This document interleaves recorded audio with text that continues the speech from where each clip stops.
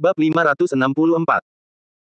Sebelum tiba di Linhai, Zhao Feng telah mengumpulkan informasi tentang berbagai kekuatan dan tempat di kota itu. Dia pernah mendengar tentang keluarga Ning dan juga mengenal keluarga Gu. Bagaimanapun, keluarga Gu sudah lama terkenal, menjadi keluarga nomor satu di Linhai. Ah Hu bermasalah dengan Ning Zanqi, tuan muda kedua keluarga Ning, yang juga merepotkan Zhao Feng. Dia tidak dapat mengambil keputusan dan memutuskan untuk meminta saran Zhang Han. Saudara Feng, apakah ini akan berhasil? Mungkin lebih baik bagiku untuk bertarung dengannya besok, bukan begitu? Ah Hu menggaruk kepalanya dan berkata. Bukan begitu, kata Zhao Feng sambil menggelengkan kepalanya sedikit, ayo pergi. Jika Ah Hu ikut serta dalam kompetisi terbuka, aturannya harus diputuskan oleh Ning Zanqi karena itu adalah wilayahnya. Zhao Feng tahu bahwa Ah Hu tidak akan bisa mengalahkan Ning Zhang, dan hasil besok tidak akan bisa diprediksi. Bagaimana jika Ah Hu ingin berhenti selama kompetisi? Ning Zanqi tidak akan membiarkannya pergi. Zhao Feng tidak akan segugup itu jika itu hanya pertandingan bela diri biasa. Dia khawatir pihak lain ingin membunuh Ah Hu. Demi keselamatan Ah Hu, Zhao Feng bermaksud mengambil solusi yang lebih aman. Nona muda, silakan duduk di sini sebentar. Kakak Feng dan aku akan pergi bertanya kepada bos kami, kata Ah Hu setelah berpikir sejenak. Baiklah. Liu Jiaran mengangguk dan duduk di sofa. Ah Hu dan Zhao Feng keluar dari kamar dan pergi ke kamar Zhang Han di paling kiri. Setelah beberapa langkah, Ah Han bertanya karena sesuatu tiba-tiba terlintas di benaknya, Saudara Feng, mereka tidak tahu bahwa aku adalah anggota keamanan Meng Meng, atau siapa majikan kita. Baiklah, aku bisa menelepon mereka untuk menyarankan agar kedua belah pihak berkompromi. Ketika mereka mendengar nama bos kita, mereka juga harus memilih untuk menyelesaikan masalah ini dengan damai. Ah Hu tahu bahwa Zhang Han akan datang untuk liburan, dan tahun baru akan segera tiba. Dia tidak ingin membuat masalah bagi Zhang Han. Mendengar usulan Ah Hu, Zhao Feng memikirkannya dan mengangguk. Tentu. Tidak apa-apa bagi mereka untuk mengikuti kompetisi terbuka, tetapi mereka tidak akan bisa menikmati festival musim semi yang damai jika keadaan berubah menjadi sesuatu yang semakin serius. Zhao Feng tahu bahwa tuannya tidak suka masalah, jadi dia menyetujui saran Ah Hu. Baiklah, aku akan meminta nomor telepon mereka. Ah Hu berbalik untuk membuka pintu kamar sebelumnya, lalu melambaikan tangan dan memanggil, Nona tertua, keluarlah sebentar. Liu Jiaran menghampiri mereka dengan langkah ringan. Ada apa? Apakah kamu punya nomor telepon tuan muda kedua dari keluarga Ning? Ah Hu bertanya langsung. Tidak, tapi aku bisa bertanya pada orang lain. Baiklah, silakan. Sambil berbicara, Liu Jiaran menggunakan WeChat untuk menghubungi teman-temannya. 2 menit kemudian, dia menggelengkan kepalanya dan berkata, tidak, mereka tidak punya nomor telepon tuan muda kedua Ning, tetapi aku bisa mendapatkan nomor telepon Ning Xiaotian. Ning Xiaotian. Oke. Ah Hu sedikit mengangkat alisnya. Sejujurnya, dia tidak ingin berbicara dengan playboy itu. Liu Jiaran meminta nomor Ning Xiaotian kepada temannya, langsung menghubunginya dan menyerahkan ponselnya kepada Ah Hu. Halo, siapa dia? Tak lama kemudian, terdengar suara Ning Xiaotian yang acuh tak acuh di telepon. Saya Ah Hu, pengawal Liu Jiaran, dan saya ingin berbicara dengan Ning Zanqi. Ah He menjawab tanpa ragu. Kau, sialan. Kau menelepon untuk meminta maaf pada saudaraku. Kau melamun. Saudaraku ada di sampingku, tapi dia tidak memberimu kesempatan. Desir. Wajah Ah Hu menjadi gelap. Jika anak itu mengatakan hal itu di hadapannya, Ah Hu pasti akan menghajarnya. Sambil berkata pada dirinya sendiri untuk bersabar, Ah Hu menjawab dengan suara rendah, katakan pada saudaramu bahwa aku adalah pengikut Zhang Hanyang dan anggota keamanan Meng Meng di Hong Kong. Mungkin dia harus mempertimbangkan kembali masalah ini dan memberiku jawaban di malam hari. Persetan denganmu dan perusahaan keamananmu. Kau hanya pengawal yang menjijikkan. Pengeras suara Ah Hu menyala, jadi ketiga orang di ruangan itu mendengarnya. Begitu kalimat itu diucapkan, pembuluh darah di dahi Ah Hu berkedut, wajah Zhao Feng menjadi gelap dan Liu Jiaran menggertakkan giginya dan berteriak, diam. Ning Xiaotian tidak mendengarnya. Rupanya dia meninggalkan ponselnya di meja kopi. Ah Hu bisa mendengarnya samar-samar. Saudaraku, pengawal gadis Liu meneleponku. Dia seperti orang bodoh, mengatakan bahwa dia dari keamanan Meng Meng dan pengikut Zhang Hanyang. Saat ini, Ning Xiaotian dan belasan orang sedang makan di meja makan. Ning Zanqi duduk di kursi utama, seperti bulan yang dikelilingi bintang-bintang. Ning Xiaotian meletakkan telepon genggamnya di atas meja sesuka hati dan mengatakan sesuatu kepada saudaranya. Ning Zanqi terkejut. Siapa? Meng Meng Security dan Zhang Hanyang. Apa kamu yakin? Iya, aku yakin. Ning Xiaotian terkejut dan bertanya-tanya apakah Zhang Hanyang benar-benar orang yang kuat. Ning Zanqi mengerutkan kening. Dia jarang memiliki ekspresi seperti itu di wajahnya. Dia ragu-ragu sejenak, lalu memutuskan. Itu mengejutkanku, tetapi aku tidak akan memaafkannya sampai Hang Hanyang memohon padaku. Meskipun Hang Hanyang kuat, guruku bahkan lebih baik darinya. Selain itu, kita berada di Lin Hai, rumah kita, dan aku harus memberinya pelajaran di sini. Aku akan menunjukkan kepada publik betapa besar kesenjangan kekuatan antara anak buah Zhang Hanyang dan murid-murid guru besar Gu. Mendengar perkataan Ning Zanqi, semua orang di meja itu pun menyetujuinya. Bahkan ada yang tidak familiar dengan dunia bela diri, sampai membanggakan, apa dia pikir dia terkenal. Tidak peduli siapa dia harus bersikap baik di Lin Hai. Dia tidak ada apa-apanya jika dibandingkan dengan saudara kedua kita. Ning Xiaotian begitu bersemangat hingga berteriak, pukul saja dia. Ayo, bersulang. Setelah minum, Ning Xiaotian ingat bahwa dia belum menutup telepon genggamnya. Dia mengangkat telepon dan mendapati teleponnya telah ditutup. Apakah aku sendiri yang menggantungnya? Dia tidak yakin, tetapi dia tidak tertarik. Dia tidak sabar melihat pengawal itu disiksa keesokan harinya. Ada dua orang di meja itu yang tidak mengatakan apa-apa. Apakah mereka tahu bahwa mereka sedang membicarakan Zhang yang kejam? Bukankah agak sembrono bagi tuan muda kedua Ning untuk melakukan ini? Entah dia ceroboh atau dia punya ide sendiri. Di sisi lain, Zhao Feng, Ahu dan Liu Jiaran semuanya marah. Sialan. Aku tidak ingin membuat masalah, tapi apakah dia pikir aku takut? Ahu mengepalkan tinjunya. Ayo pergi. Zhao Feng mengerutkan kening dan berjalan kembali tanpa ekspresi. Ahu mempercepat langkah dan berjalan berdampingan dengan Zhao Feng, sementara Liu Jiaran mengikuti mereka tanpa bersuara. Saya akan memberi tahu tuanku, kata Zhao Feng sambil mengetuk pintu, yang kemudian dibukakan oleh Ziyan. Nyonya, saya ingin berbicara dengan guru saya. Masuklah. Ziyan mengangguk dan mendorong pintu hingga terbuka. Ziyan tidak mengenakan topi atau kacamata hitam dan wajah cantiknya membuat Liu Jiaran tercengang, yang berkontak dekat dengan Ziyan untuk pertama kalinya. Wah, adik Ziyan, kamu cantik sekali, kamu terlihat lebih cantik daripada di TV. Liu Jiaran tak kuasa menahan diri untuk berseru. Kamu juga cantik. Ziyan tersenyum. Setelah memasuki ruangan, mereka melihat Meng Meng sedang bermain dengan boneka di sofa, ditemani Zhang Han. Mereka punya sesuatu untuk diberitahukan kepadamu, kata Ziyan. Zhang Han mengangguk dan berdiri. Ikuti aku. Dia pergi ke ruang tamu. Saat hendak pergi, Meng Meng merentangkan kakinya untuk meraih sandal di bawah sofa. Pada saat yang sama, gadis kecil itu membunyikan mulutnya dan menjawab, oke. Ziyan tertawa terbahak-bahak. Dia segera berjalan untuk menggendong Meng Meng dan mencubit wajah kecilnya. Mereka ada urusan. Ayo main game di sini. Meng Meng tertegun.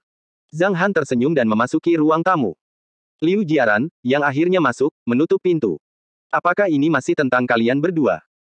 Zhang Han dengan santai duduk di sofa dan menatap Ahu dan Liu Jiaran. Tidak. Zhao Feng menggelengkan kepalanya dan berkata, itu urusan Ahu. Keluarga Ning adalah salah satu dari 3 keluarga lokal teratas dan mereka memiliki seorang putra bernama Ning Xiaotian. Zhao Feng menceritakan masalahnya secara singkat kepada Zhang Han, sementara Ahu bertanggung jawab atas penjelasan tambahan. Melihat Zhang Han tetap tenang setelah mendengar cerita itu, Ahu mengambil alih topik pembicaraan dan berkata, aku tidak ingin memperdalam konflik, jadi aku memberi tahu mereka siapa aku sebenarnya. Namun, Ning Xiaotian mengutukku setelah itu. Tepat saat Ahu mencoba menjelaskan.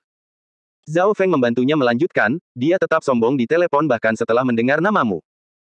Sepertinya dia ingin membuktikan bahwa Gu Donglai lebih kuat darimu. Zhao Feng dan Ahu terdiam. Liu Jiaran menatap Zhang Han dengan mata penuh harap, bertanya-tanya bagaimana orang berkuasa itu akan menangani masalah ini. Akankah dia mengakui kekalahan di hadapan keluarga Ning dan Gu? Dia akan melakukannya, kan? Liu Jiaran tahu bahwa kedua keluarga itu lebih berkuasa daripada keluarga Liu. Mereka sangat kompetitif dalam hal aset, hubungan sosial, kekuasaan, pendukung, dan pengaruh di dunia seni bela diri. Pria di bawah 30 tahun di depannya terlalu muda. Kekuatan dan pengalamannya terbatas. Dia tidak menyangka pemuda itu begitu tenang. Begitu ya. Ayo kita ke sana besok. Anak kedua Ning sudah sampai tahap apa? Tanya Zhang Han. Dia juga berada di tahap surga, tetapi jauh lebih dekat untuk menjadi seorang Grandmaster bela diri. Aku bukan tandingannya. Ahu merasa malu. Jangan khawatir. Ulurkan tanganmu. Zhang Han tersenyum. Baiklah. Ahu menurutinya meski masih bingung. Tiba-tiba, 2 batu permata muncul di tangan kanan Zhang Han. Batu-batu itu segera hancur dan bubuknya terbang ke tangan Ahu. Batu-batu itu mulai bersinar, membentuk 2 pola di atas telapak tangan Ahu. Mendesis. Tiba-tiba, Ahu merasakan sakit di telapak tangannya, lalu dua helai darah mengalir ke atas dari tangannya. Darah itu diserap oleh dua pola itu, yang secara bertahap berubah menjadi warna merah muda. Mata dan mulut Liu Jiaran terbuka lebar saat menyaksikan pemandangan itu. 10 detik setelah kedua pola itu muncul. Tiba-tiba, dua objek muncul di tangan Ahu, sementara dua pola menghilang. Kalian bisa menggunakannya dalam waktu singkat, jadi jangan ragu untuk melawan mereka, kata Zhang Han sambil tersenyum. Wah, keren sekali. Terima kasih, bos. Hahaha. Ahu tertawa terbahak-bahak. Kedua senjata tingkat suci itu sangat keren. Apakah kamu merasa lega sekarang? Zhao Feng bertanya sambil tersenyum. Iya, tentu saja. Ahu terus menganggukkan kepalanya. Setelah beberapa saat, dia bertanya dengan cemas, di mana aku harus menaruhnya? Aku tidak bisa selalu memegangnya dengan tanganku, saudara Feng. Ambillah. Ini untukmu. Zhao Feng mengeluarkan cincin zamrud dari sakunya dan menyerahkannya kepada Ahu. Ahu mengambil cincin itu dan segera meneteskan setetes darah ke atasnya. Setelah mempelajari cara menggunakannya selama beberapa saat, Ahu meletakkan pedang tari iblis dan baju zirah emas di dalamnya. Lalu mereka bertiga meninggalkan ruangan. Ahu masih merasa bersemangat. Sialan. Mereka sangat sombong. Aku akan menghajar mereka besok. Umpatnya. Setelah Zhao Feng, Ahu dan Nona Liu pergi, Zhang Han kembali ke tempat Meng Meng dan duduk di sofa untuk menonton kartun. Dia sama sekali tidak khawatir tentang bagaimana Ahu akan tampil keesokan harinya. Meskipun Ahu hanya dapat menggunakan 60% kekuatan pedang tari iblis dan zirah emas, kedua harta roh tingkat keempat itu sudah cukup untuk meningkatkan kekuatannya secara signifikan, sehingga ia setidaknya dapat berakhir seri saat menghadapi seniman bela diri di tingkat awal Grandmaster. Meskipun tuan muda kedua keluarga Ning adalah murid Gudong Lai, dalam pandangan Zhang Han, itu hanya pertarungan di antara generasi muda. Di sisi lain, Zhao Feng masih khawatir, karena dia tidak tahu seberapa besar manfaat yang akan diperoleh Ahu dari dua harta karun roh tingkat keempat. Setelah kembali ke kamarnya sendiri, Zhao Feng memasuki kamar tidur dan menghubungi nomor Wang Ming. Paman Wang, besok kita akan mengikuti kompetisi terbuka dengan Ahu. Apakah Anda punya waktu? Saya khawatir tentang dia dan ingin bantuan Anda. Wang Ming langsung menyetujuinya. Dia merasa sangat senang sehingga dia menjawab tanpa ragu, saya siap. Xiao Feng, kamu bisa tenang saja bahwa saya akan datang tepat waktu besok. Saya akan mempersiapkannya malam ini. Kecepatan kultivasi Wang Ming dulunya sangat lambat, dan ia baru mencapai tingkat master tingkat surga setelah lama berkultivasi secara tertutup. Oleh karena itu, setelah ia maju ke tingkat Grandmaster, ia sangat bersedia membantu orang lain dengan kekuatannya sendiri. Alasan lainnya adalah dia baru saja berhubungan dengan Zhang Han dan teman-temannya. Mereka semua ahli, jadi mereka tidak memberi Wang Zanpeng kesempatan untuk pamer. Sebagai seorang seniman bela diri tahap awal Grandmaster, Wang Zanpeng berada dalam posisi yang relatif rendah di lingkaran teman-teman Zhang Han dalam hal kekuatan. Jadi mereka menyelesaikan masalah itu. Siang harinya, Zhang Han dan teman-temannya pergi ke restoran jazz di lantai paling atas. Hotel Peninsula yang mereka pilih terletak di Bun. Hotel ini memiliki sejarah panjang, karena letaknya di dekat sungai. Hari itu adalah hari Sabtu, dan makan siang di hotel dimulai pukul 11.30. Ada banyak jenis hidangan di sana, dan rata-rata konsumsi per pelanggan lebih dari 1.000 yuan. Zhang Han dan teman-temannya memasuki restoran dan duduk satu demi satu di deretan 4 meja di dekat sudut, lalu memesan beberapa makanan khusus. Meskipun mereka memesan banyak hidangan, setiap hidangan jumlahnya sedikit. Mereka lebih seperti karya seni. Mereka dapat menghabiskan satu hidangan dalam beberapa suap. Meng Meng berpikir untuk pergi ke Disneyland Park di sore hari, jadi dia mulai makan lebih cepat. Selain Zhang Li, Liang Hao, Zhao Feng, Liang Mengqi, Ahu dan Liu Jiaran, Zhou Fei dan beberapa single lainnya juga pergi ke taman bersama Meng Meng. Selama makan siang, Zhao Feng membeli tiket super VIP agar mereka bisa bersenang-senang sepanjang sore. Meng Meng sama sekali tidak menentang pergi ke taman hiburan. Dia selalu dalam suasana hati yang baik sepanjang perjalanan. Demi alasan keselamatan, dia tidak dapat menaiki beberapa wahana seru. Saat-saat bahagia selalu berlalu dengan cepat. Mereka menghabiskan sore yang indah di Disneyland. Setelah makan malam, mereka berjalan-jalan di Bun dan kembali ke hotel untuk beristirahat. Selama waktu itu, Ahu menerima telepon dari Ning Xiaotian. Besok jam 2 siang, kita ketemu di lereng Gunung Dongsheng. Jangan kabur atau main-main, atau kamu dan teman-temanmu akan dihukum karenanya. Mereka semua ada di Hotel Peninsula, kan? Wow! Ahu hampir tertawa terbahak-bahak saat mendengar ini. Kemudian wajahnya menjadi gelap. Setelah aku mengalahkan saudaramu besok, aku akan mematahkan kakimu dan memberimu pelajaran. Ah Hu tidak ragu untuk menutup telepon. Dia muak dengan orang-orang yang hanya bisa mengumpat tanpa melakukan tindakan nyata. Dia merasa ancaman Ning Xiaotian itu menggelikan. Beranikah kau membuat masalah di sini? Apakah kamu tahu siapa yang ada di hotel itu? Keluarga Ning tidak lebih baik dari keluarga Li di Hong Kong, kan? Saat Ah Hu sedang marah, Liu Jiaran keluar dari kamar mandi berbalut handuk mandi, yang langsung menarik perhatiannya.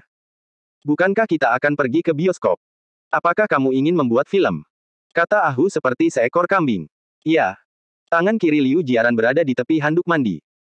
Handuk mandi menutupi tubuhnya yang indah, memperlihatkan kakinya yang ramping dan tulang selangka yang seksi. Ah Hu menelan ludahnya dan tergagap, bisakah kita melakukannya?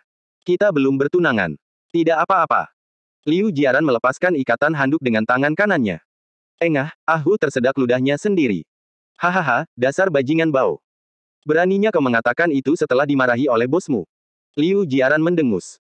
Dia mengenakan suspender dan celana pantai, hanya menyisakan tali sepatu di bawah bahunya. Ia juga terlihat seksi saat mengenakan sesuatu seperti ini. Ah Hu berkata terus terang, aku punya kemampuan yang kuat dan aku ingin mencobanya denganmu. Diam.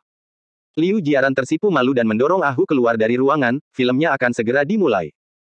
Keluarlah agar aku bisa berganti pakaian. Ah Hu menggelengkan kepalanya dan meninggalkan ruangan. Dia bertemu Zhao Feng dan Liang Mengqi yang baru saja kembali, jadi dia memberi tahu mereka tentang panggilan telepon terkini dan lokasi kompetisi keesokan harinya. Kesombongan Ning Xiaotian membuat Zhao Feng sedikit marah. Saat itu pukul 10 malam, dan kehidupan malam baru saja dimulai. Ah Hu dan Liu Jiaran pergi ke bioskop. Zhang Li dan Liang Hao turun ke bar di dekatnya, sementara Liang Mengqi dan Zhao Feng pergi berbelanja. Sementara mereka berdua menikmati malam berdua, Zhou Fei berbaring di tempat tidur sambil menonton TV. Zhang Han sedang bercerita kepada Meng Meng, ditemani Ziyan di pelukannya. Raja kurcaci dan... Setelah beberapa saat, Meng Meng tertidur. Tidak ada tempat tidur kecil di hotel, jadi Meng Meng dan Ziyan tidur bersama Zhang Han, mengapitnya. Ketika mereka berada di kastil di gunung, Zhang Han dan Ziyan akan pergi ke kamar tidur di seberang Meng Meng hampir setiap hari. Namun, mereka harus menahan diri selama perjalanan. Sementara istri dan putrinya sedang tidur di tempat tidur, Zhang Han sedang menekan 4.000 awan di atas lautan indera jiwanya. Saat itu malam yang tenang. Keesokan harinya, pukul 7.30 pagi, keluarga yang terdiri dari 3 orang itu bangun. Setelah membersihkan diri, mereka meninggalkan hotel dan pergi ke Disneyland bersama Zhou Fei, Zhang Li, Liang Hao dan saudara perempuannya untuk melanjutkan tur mereka. Zhao Feng dan Ah Hu ditinggalkan di hotel untuk mempersiapkan diri menghadapi pertandingan. Pada pukul 1 siang, Wang Ming pergi ke hotel dan mengantar mereka ke Gunung Dongsheng. Di sisi lain, lebih dari selusin pria keluar dari klub seni bela diri Six Sores dan pergi ke iring-iringan mobil di dekatnya. Ning Xiaotian dan 3 orang pemuda masuk ke dalam Bentley, mengumpat dengan suara pelan saat berjalan. Akan kutunjukkan pada pengawal malang itu akibat telah menyinggung perasaanku. Beberapa pengikutnya pun sepakat, ya, dia sedang mendatangkan kehancurannya sendiri. Selama tuan kedua masih ada, pengawal itu akan dipukuli tidak peduli seberapa kuatnya dia. Ya, tuan kedua tidak terlalu peduli dengan hal-hal ini. Hanya beberapa orang, termasuk saudara Tian, yang memenuhi syarat untuk mengundangnya. Mereka jelas-jelas tidak tahu apa-apa tentang dunia seniman bela diri. Ning Zhanqi, tuan muda kedua keluarga Ning, dan seorang pria paruh baya dengan wajah muram di mobil lain tetap tenang sepanjang jalan. Saudara seperguruan Luo, aku senang kau ada di sini. Aku akan berusaha sebaik mungkin dalam kompetisi sore ini. Ning Zhanqi tersenyum. Sulit untuk berhadapan dengan Zhang Hanyang. Pria berwajah panjang itu mendesah dan menggelengkan kepalanya. Namun, tidak ada satupun anak buahnya yang kompeten. Seseorang di dunia seni bela diri mendengar berita itu dan orang-orang pasti akan datang untuk menonton pertandinganmu. Kali ini, kita harus melakukan yang terbaik untuk menunjukkan kekuatan dan sikap kita tanpa mengkhawatirkan faktor-faktor lain, seperti yang dikatakan guru kita. Aku tahu maksud guru. Ning Zhanqi mengangguk. Saya menelepon teman saya di Hong Kong tadi malam dan mengetahui bahwa Meng Meng Security sangat berpengaruh di sana. Ada beberapa anggota kelompok keamanan yang sangat kuat yang dikenal sebagai 5 Jenderal Harimau, tetapi mereka semua adalah tangan hijau dalam kultivasi dan saya yakin Anda jauh lebih baik daripada mereka. Kakak seperguruan Luo memberitahu mereka tentang apa yang telah ditemukannya. Zhang Hanyang bahkan lebih terkenal di sana. Namun, bahkan seekor naga perkasa tidak akan menyerang seekor ular di tempat persembunyiannya sendiri. Guru kita adalah seniman bela diri terbaik di Lin Hai dan dia memiliki hubungan baik dengan banyak sekte di sini. Mereka pasti akan membantunya jika dibutuhkan. Oleh karena itu, kemungkinan besar Zhang Han tidak berani menantang guru kita bahkan jika kamu membunuh Ahu dalam konflikmu. Namun menurutku, sebaiknya kamu mengampuni nyawa Ahu dan tetap membuka jalan bagi dirimu untuk mundur. Yang tidak diceritakannya kepada Ning Zanqi adalah bahwa Zhang Han yang dikenal sebagai Zhang yang kejam di Hong Kong, yang telah dibuktikan oleh rekam jejaknya yang tidak pernah gagal dan darah para pesaingnya. Selain itu, Zhang Han yang bukanlah orang yang bisa dianggap remeh dan dia telah menghancurkan sejarah panjang keluarga Li untuk membuktikannya. Sebenarnya dia tidak ingin memprovokasi Zhang Hanyang, tetapi dia gagal membujuk Ning Zanqi yang sudah bertekad untuk melakukannya. Dibandingkan dengan saudara seperguruannya, Ning Zanqi lebih mudah bertindak berdasarkan dorongan hati ketika menangani sesuatu. Seperti yang diharapkan saudara Luo. Mendengar perkataannya, Ning Zanqi tersenyum dan menjawab dengan santai, "Saudara Luo, perkataanmu masuk akal. Namun, itu akan tergantung pada sikapnya." Saudara Luo mendesah dalam diam. Dia tahu bahwa sebagai seorang pemuda yang keras kepala, sombong dan angkuh, Ning Zanqi akan membalaskan dendam terhadap Ning Xiaotian yang telah dihukum oleh Ahu, meskipun Ning Xiaotian dikenal sebagai orang yang berperilaku buruk. Ning Zanqi awalnya berencana untuk menguji kekuatan Ahu, tetapi ternyata Ahu adalah orangnya Zhang Hanyang dari Mengmeng Security. Ning Zanqi begitu bersemangat hingga menganggap pertempuran itu sebagai suatu keharusan. Terlebih lagi, ia bahkan ingin membunuh Ahu dan memprovokasi Zhang Hanyang, yang diyakini sebagai seorang pengecut di hadapan tuannya. Setelah mengetahui semua ini, saudara Luo menyerah membujuk Ning Zanqi karena dia tidak pernah mencampuri urusan orang lain. Namun, dia memutuskan untuk membantu Ning Zanqi, saudara seperguruannya. Sebelum masuk ke mobil, saudara Luo memanggil pedang panjang dan menyerahkannya kepada Ning Zanqi. "Sebagai tindakan pencegahan, kau bisa menggunakan pedang 9 cincin penekan jiwaku dalam pertempuran," katanya. Pedang 9 cincin merupakan sejenis pedang cincin yang bentuknya biasa saja, tetapi bilahnya lebih tebal dari biasanya, dengan 9 cincin besi di bagian belakang bilahnya. Ujung bilahnya datar, tidak menonjol ke depan. Gagangnya agak tipis dan memiliki lengkungan besar dengan cincin pedang di belakangnya. Cincin-cincin itu dibuat khusus oleh seorang ahli atas permintaan saudara Luo. Ketika pedang itu diayunkan, ke-9 cincin besi itu mengeluarkan suara yang dapat menggetarkan jiwa seseorang. Itu adalah senjata yang sangat mematikan, dan juga harta karun tingkat surga, yang sangat disukai oleh saudara Luo. Mata Ning Zanqi berbinar saat ia mengambil alih pedang itu dan berseru, "Pedang yang bagus sekali. Aku tahu pedang 9 cincin penekan jiwa milik saudara Luo itu sangat kuat. Terima kasih, saudara Luo." Saudara Luo menggelengkan kepalanya sedikit. Pada saat ini, kedua murid dari sekte yang sama bergema, "Aku khawatir Ahu akan berubah dari harimau menjadi kucing begitu dia melihat pedang 9 cincin penekan jiwa ini. Dia tidak akan berdaya melawannya." "Hahaha, iya. Beraninya dia menantang junior brother Ning kita. Dia hanya seorang seniman bela diri yang baru saja mencapai tahap surga. Dia akan terbunuh kali ini." Namun, Ning Zanqi menghela nafas setelah mendengar kata-kata mereka. "Sayang. Ada apa, saudara muda Ning? Apakah kamu khawatir dengan pertempuran ini? Kamu bisa tenang setelah mengetahui apa yang dikatakan guru kita," kata seorang saudara seperguruan dengan potongan rambut cepak yang menepuk bahu Ning Zanqi. Seniman bela diri kurus lainnya menambahkan, "Selain itu, kami punya saudara Luo di sini untuk menjagamu tetap aman." Kakak Luo tersenyum dan berkata, "Kemungkinan besar kakak muda Ning akan memenangkan pertempuran ini, dan aku tidak khawatir tentang hal itu. Namun, aku khawatir Zhang Hanyang akan datang ke sini, jadi sebaiknya kau mengampuni nyawa Ahu, kakak muda Ning." "Mengerti." Ning Zanqi menghela napas dan tersenyum. "Aku menghela napas karena mereka mungkin tidak memiliki kesempatan untuk melihat pedang 9 cincin penekan jiwa sebelum dia dikalahkan." Dua murid lainnya dari sekte yang sama tertawa karena mereka yakin Ning Zanqi pasti akan memenangkan pertempuran. Mereka masuk ke dalam mobil dan melaju ke Gunung Dongsheng sambil tertawa dan mengobrol. Gunung Dongsheng terletak di sebelah barat bagian tengah kota Lin Hai. Letaknya dekat sungai, dan pemandangannya indah. Gunung itu agak curam, yang membuatnya populer di kalangan beberapa pendaki. Di sebelah selatan Gunung Dongsheng, dekat sisi persimpangan pusat kota, ada sebuah alun-alun di bawah gunung datar tempat banyak orang berkumpul. Ada anak tangga spiral di sisi timur Gunung Dongsheng, dan di tengah gunung adalah tempat mereka akan bertemu, yang sebenarnya adalah sebuah panggung besar. Banyak penggemar olahraga yang pergi ke sana untuk melihat pemandangan. Namun, ada 6 pria berpakaian jas hitam yang berjaga di kaki gunung hari itu, menghentikan semua wisatawan yang pergi berlatih mendaki gunung. Beberapa turis ingin menanyakan alasannya, tetapi mereka takut dengan raut wajah pengawal itu. Mereka pergi tanpa mengatakan apapun kecuali menggelengkan kepala. Adegan itu terus berlanjut hingga munculnya 5 pria, 2 di antaranya sudah setengah baya dan 3 lainnya masih muda, dengan wajah tenang. Para pengawal di persimpangan mengulurkan tangan untuk mencegat mereka.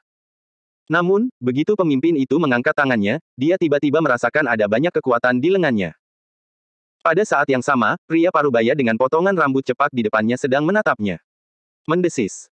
Pemimpin itu bergegas mundur dan membungkuk kepada pria itu. Silakan lewat sini. Kelima pria itu melangkah maju dengan tenang, lalu 2 di antara mereka berkata, apakah kedua tuan itu akan terlibat dalam konflik? Itu tergantung pada seberapa besar pengaruh konflik mereka, dan kemungkinan besar akan ada persaingan antara kedua penguasa itu. Gu Donglai. Dia sangat kuat. Meskipun dia belum mencapai tahap alam ilahi, dia bahkan lebih baik daripada seniman bela diri alam ilahi dalam hatan dengan bantuan pedang apinya. Pria parubaya terkemuka itu menatap ke arah gunung dan mendesah. Tetapi Zhang yang tanpa ampun telah menekan Gai Singkong dari Harimau Utara, yang memiliki tombak naga harimau, senjata ilahi. Dan aku khawatir Zhang Hanyang lebih mungkin memenangkan pertempuran. Tetapi mereka mungkin tidak terlibat dalam konflik sama sekali. Tidak harus. Pria parubaya lainnya menggelengkan kepalanya. Gu Donglai adalah seorang tiran lokal dan dia mungkin tidak akan menoleransi seniman bela diri berbakat seperti itu di wilayahnya. Haha. Lelaki parubaya dengan potongan rambut cepak itu mencibir. Iklan oleh Pub Future. Dia mencibir Gu Donglai. Gu Donglai dihormati oleh beberapa seniman bela diri karena dunia kecilnya tertutup dan hanya ada beberapa master di tahap alam ilahi yang dapat dengan mudah mengalahkan Gu Donglai. Hal ini dapat dideskripsikan sebagai, ketika harimau menjauh dari gunung, monyet menyatakan dirinya sebagai raja. Awalnya, Gu Donglai tidak berani berbuat banyak, tetapi setelah dunia kecil itu ditutup, ia menjadi semakin mendominasi. Ada banyak orang yang menderita karena dia, tetapi mereka tidak berani memprovokasi dia. Kedatangan kelima orang itu tampak seperti sebuah awal. Tak lama kemudian, mereka yang sendirian, berdua atau bertiga, dan 7 atau 8 orang pergi ke Gunung Dongsheng satu demi satu. Mereka juga menerima berita tentang adanya kompetisi antar generasi muda di dunia seni bela diri. Namun, berita tersebut tidak diiklankan secara khusus sehingga tidak menyebar luas, dan tidak banyak orang yang mengetahuinya. Hanya 50 hingga 60 orang yang pergi ke gunung. 80% dari mereka adalah seniman bela diri, sedangkan sisanya adalah orang-orang biasa yang mengikuti seniman bela diri untuk menonton perang. Mereka telah menemukan tempat yang cocok untuk menonton pertempuran di lereng bukit terlebih dahulu dan mulai membicarakannya dengan suara pelan. Tiba-tiba, seseorang berteriak kegirangan di antara kerumunan, tuan muda kedua Ning akan datang. Pria di dekatnya adalah Luo Fang, murid pertama Grandmaster Gu Kan. Karena Luo Fang ada di sini, aku yakin Grandmaster Gu sudah mendengar tentang ini. Mari kita tunggu dan lihat. Pria di belakang mereka adalah Ning Xiaotian. Dia lebih sombong, dan sepertinya konflik ini disebabkan olehnya. Mendengar perbincangan orang-orang di pinggir peron yang tengah melihat pemandangan di bawah, mereka yang di bagian dalam merasa penasaran berapa banyak orang yang hadir hari itu. Tak lama kemudian, Ning Zanqi dan anak buahnya naik gunung. Perbincangan di peron mereda seiring kedatangan mereka. Mereka belum datang. Apakah mereka takut padaku? Ning Xiaotian melihat sekeliling dan bertanya dengan keras. Ini belum waktunya. Kita tunggu saja. Luo Fang mengerutkan kening dan menatap Ning Xiaotian.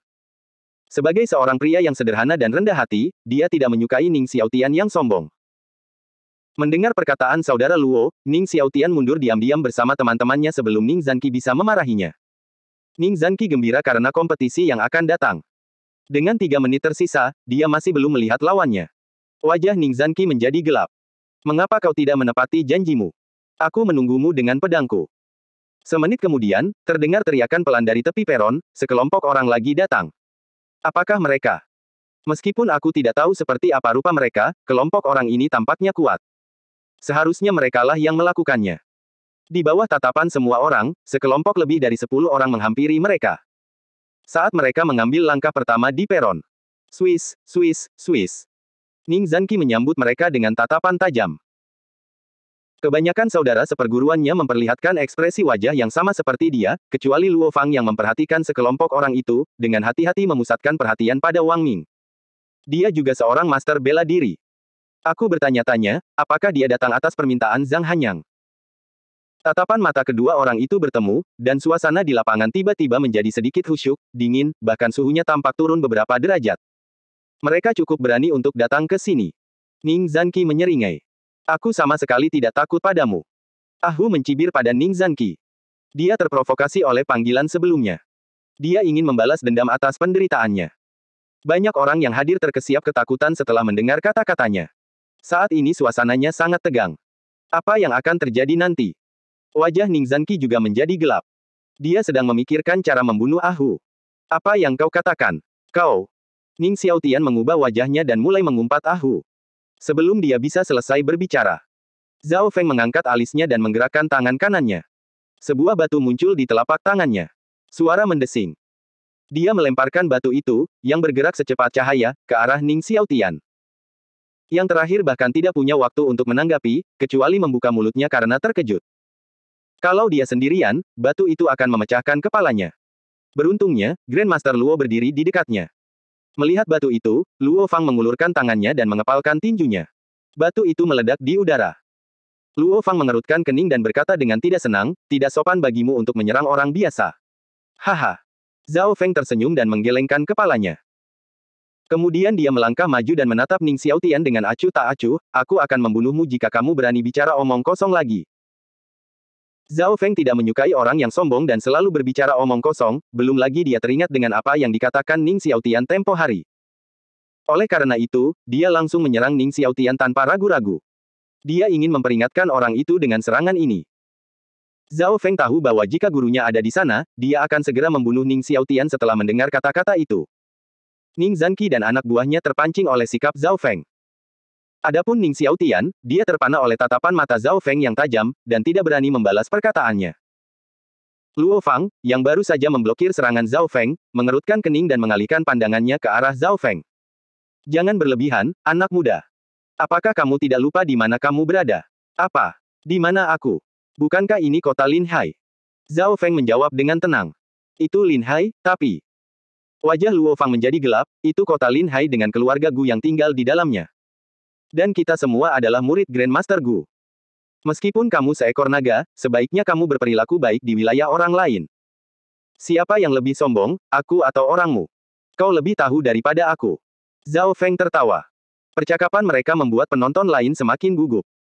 Bahkan puluhan orang yang berdiri di sekitar pun buru-buru mundur.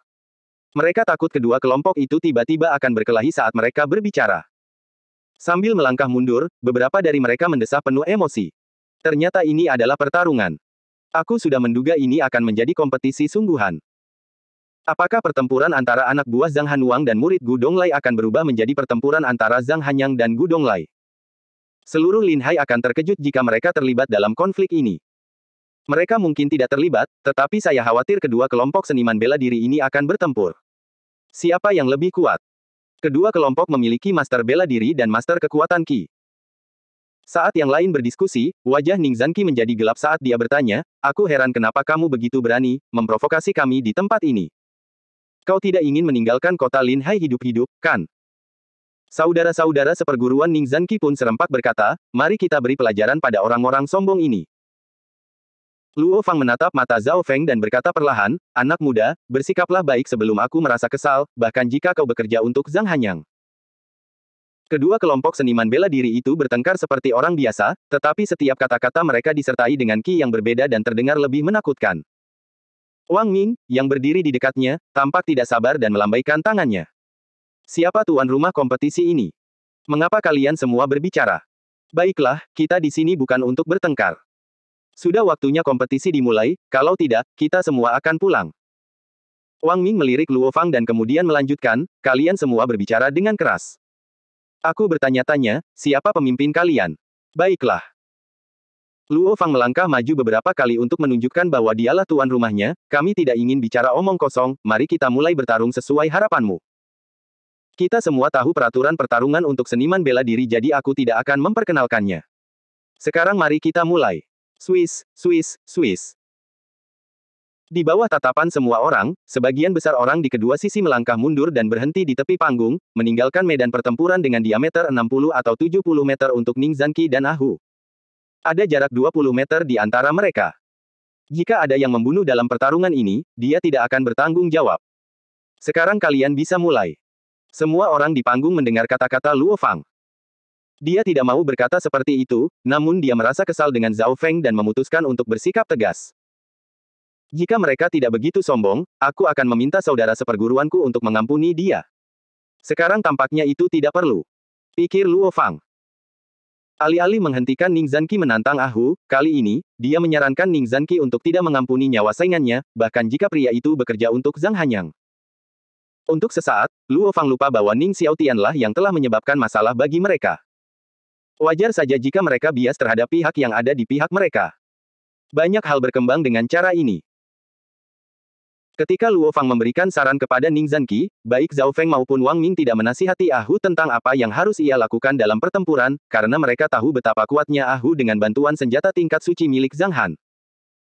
Ahu pasti akan memenangkan pertempuran kecuali Ning Zanqi juga memiliki dua senjata tingkat suci, yang mana hal itu tidak mungkin.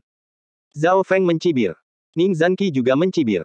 Saat dia hendak mengatakan sesuatu, dia mendengar seseorang berteriak dari belakang, "Ayo, saudara kedua, bunuh dia." Beberapa anak buah Ning Xiaotian menggemakannya, tunjukkan kekuatanmu pada orang-orang itu. Beraninya seorang pengawal yang malang bersikap begitu sombong. Pedang Tang muncul di tangan Ning Zanqi dan dia perlahan menariknya dari sarungnya. Dentang. Suara gesekan logam seakan terngiang dalam pikiran setiap orang. Ning Zanqi berkata perlahan, pedang itu bernama Tang Ton. Meskipun itu hanya senjata tingkat mendalam, aku telah menggunakannya selama beberapa tahun terakhir untuk melatih keterampilan pedang dan bertarung melawan para pesaingku. Pedang itu telah ternoda oleh darah 5 master kekuatan Qi, dan kau akan menjadi yang keenam. Sialan, ini menakutkan sekali. Ahu berteriak dan mengulurkan tangan kanannya ke depan. Tiba-tiba, tongkat besi hitam sepanjang 2 meter muncul di tangannya dan dia berkata dengan keras pada saat yang sama, itu hanya tongkat besi biasa yang telah menemaniku selama lebih dari 1 tahun dan membantuku mengalahkan banyak bangsawan. Kau akan menjadi seniman bela diri ke-11 yang kubunuh, dan aku lupa memberitahumu. Tongkat besi ini diberi nama, pemukulan anjing, dan semua anjing takut padanya. Zhao Feng terhibur dengan kata-kata Ahu sambil merasa tidak berdaya. Wang Ming berkedut di sudut mulutnya. Bahkan mata Luo Fang tidak bisa berhenti bergetar beberapa kali, karena dia tahu bahwa Ning Zanqi yang sombong akan sangat marah mendengar ucapan itu. Seperti yang dia duga. Di bawah tatapan semua orang. Wajah Ning Zanqi menjadi gelap saat dia mengulurkan pedang panjangnya. Kamu akan membayar atas apa yang kamu katakan. Lalu Ning Zanqi melesat ke arah Ahu tanpa ragu. Ahu memegang tongkat besi itu secara horizontal di depannya, dia mencengkeram ujung tongkat itu dengan tangan kanannya dan menusukkan tongkat itu lurus ke depan dengan gerakan tombak.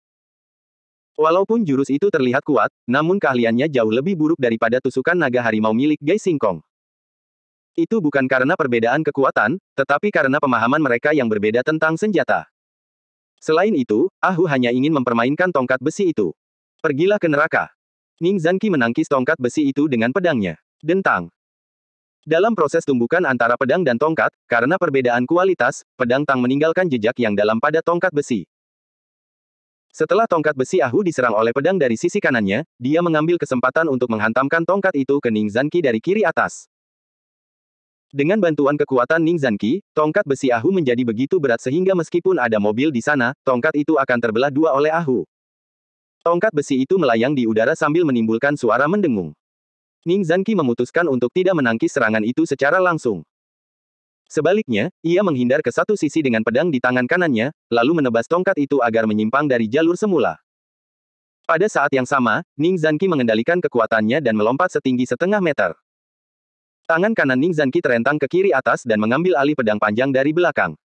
Gerakannya menjadi semakin cepat. Ahu dengan cepat mundur 2 meter. Pada saat yang sama, dia memegang tongkat dengan kedua tangan dan ingin mengayunkannya ke arah Ning Zanqi dari sisinya. Dia tidak menyangka Ning Zanqi akan mengubah gerakannya secepat itu. Pedang panjang Ning Zanqi berhenti tiba-tiba dan kemudian melesat menuju dada Ahu. Gerakannya begitu cepat sehingga Ahu menatapnya dengan serius. Tampaknya tuan muda kedua Ning benar-benar seorang seniman bela diri yang kuat. Menghadapi pedang Tang, Ahu melangkah mundur dengan tergesa-gesa. Namun, Ning Zanqi segera mengangkat pedang Tangnya dan memaksa Ahu membungkuk untuk menghindari serangannya. Sebelum Ahu bisa melawan, pedang Tang itu berbalik di udara dan sekali lagi melesat ke bawah ke arahnya. Pedang itu bergerak begitu cepat sehingga hanya ada sedikit waktu bagi Ahu untuk menahannya. Tubuh Ahu terhuyung mundur lagi. Pada saat yang sama, dia memegang tongkat dengan kedua tangan dan mengangkatnya untuk menahan golok itu. Dentang. Terdengar suara benturan logam yang keras. Di bawah tatapan gugup semua orang. Retakan. Tongkat besi Ahu terbelah menjadi dua bagian di tengah, sementara pedang Tang masih bergerak ke arah dada Ahu. Wajah Ahu berubah, tetapi dia tetap tenang. Tubuhnya terentang ke kanan, membuat gerakan aneh, lalu dia melompat 3 meter ke punggungnya seperti katak. Alih-alih melanjutkan serangannya terhadap Ahu, Ning Zanqi menghentikan pedangnya dan mencibir.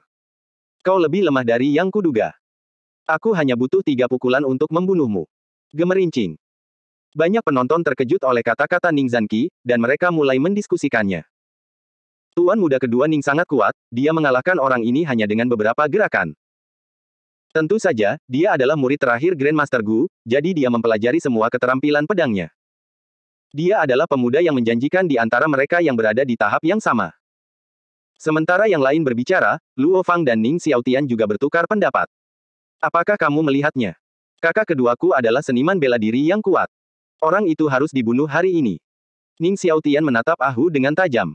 Para pengikutnya mulai menirunya. Bahkan Luo Fang menganggukkan kepalanya.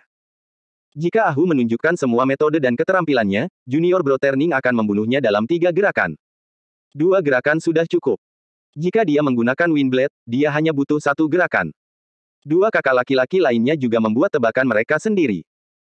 Bahkan 80% penonton memiliki pandangan yang sama, percaya bahwa kekuatan Ning Zanqi jauh melebihi Ahu. Namun, Zhao Feng dan Wang Ming di sisi lain sama sekali tidak mengkhawatirkan Ahu. Luo Fang terus mengawasi mereka, jadi dia merasa aneh. Ada apa dengan mereka? Apakah mereka sama sekali tidak peduli dengan keselamatan rekan satu timnya? Adapun Ahu, dia merasa terganggu sekaligus terhibur oleh diskusi para penonton dan tertawa terbahak-bahak. Setelah beberapa saat, dia menatap Ning Zanqi dan berkata, mampu membunuhku dalam 3 gerakan. Kau benar-benar pandai membanggakan diri. Sebaiknya kau biarkan mereka memanggilmu Ning 3 gerakan daripada Ning Tuan Muda kedua. Ning Zanqi mendidih. Sebagai tuan muda kedua keluarga Ning dan murid Gu Donglai, dia tidak pernah bertengkar seperti itu sebelumnya. Ahu telah berjuang di dunia bawah tanah selama bertahun-tahun dan mempelajari banyak keterampilan khusus dari berbagai jenis orang, yang tidak dapat diperoleh oleh Ning Zanqi. Aku akan membunuhmu. Ning Zanqi kembali menyerbu Ahu dengan pedang di tangannya. Kali ini, Ahu tidak menghindar, tetapi malah menahan serangan Ning Zanqi dengan 2 tongkat pendek di kedua tangannya. Pada saat yang sama, ia mulai menggunakan metode dan keterampilan bertarung yang diajarkan Zhang Han kepadanya.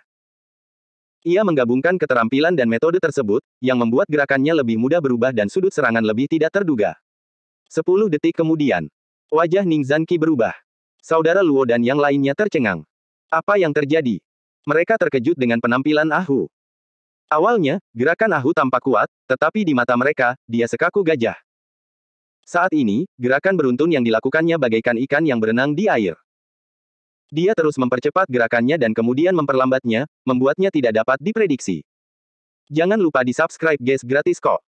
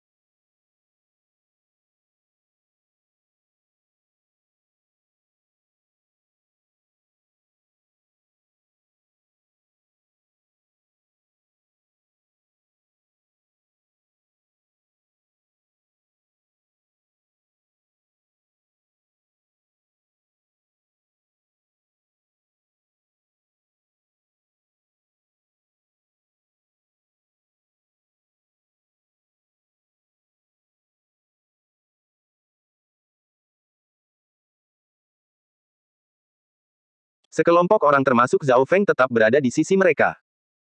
Dalam perjalanan ke hotel, Zhao Feng mengantar Liang Mengqi, Liang Hao, dan Zhang Li, ngobrol satu sama lain dengan cukup gembira. Setelah semua orang meletakkan barang bawaan mereka di hotel dan beristirahat, Ahu membawa Liu Jiaran bersamanya dan berjalan santai ke kamar tempat Zhao Feng menginap. Saat ini, kamar Zhao Feng cukup ramai, terdapat 6 hingga 7 orang yang duduk. Ahu berkata dengan puas, bos setuju. Haha, aku punya penggemar wanita sekarang. Siapa? Liu Jiaran bermaksud untuk membalasnya tanpa sadar. Namun, karena dia merasakan ada banyak orang di sini, dia berkata sambil tersenyum, saya penggemar kecil kakak Ahu. Semua orang, saya Liu Jiaran. Tingkah laku mereka membuat banyak orang di tempat kejadian tercengang. Bahkan Zhang Li, Liang Hao, dan Liang Mengqi pun tercengang. Zhang Li merasa agak bingung dan berkata, Liu Jiaran. Mungkinkah? Ahu, kamu menjalin hubungan dengan putri ketua Liu, bukan? Liang Hao mengangguk dan berkata, ini cukup materialistis. Liang Mengqi menjulurkan lidahnya dan berkata, mungkin ini kisah cinta yang lain. Zhao Feng yang merasa sangat penasaran dengan sikap gurunya pun bertanya, apa yang dikatakan guruku? Baiklah. Kalian semua harus membuka mata lebar-lebar dan mendengarkanku dengan saksama. Ahu mengangkat kepalanya dan berkata dengan keras, bos berkata bahwa ketua Liu akan merasa senang jika aku menjadi menantunya. Mengenai masalah antara aku dan nona tertua, dia akan membantuku mendiskusikannya dengan ketua Liu. Zhao Feng mengacungkan jempolnya dan berkata, kesepakatan sudah selesai. Yang lain mengangguk dan berkata, iya. Kesepakatan sudah selesai. Namun, Liu Jiaran merasa agak penasaran dan bertanya-tanya apakah bosnya akan meyakinkannya.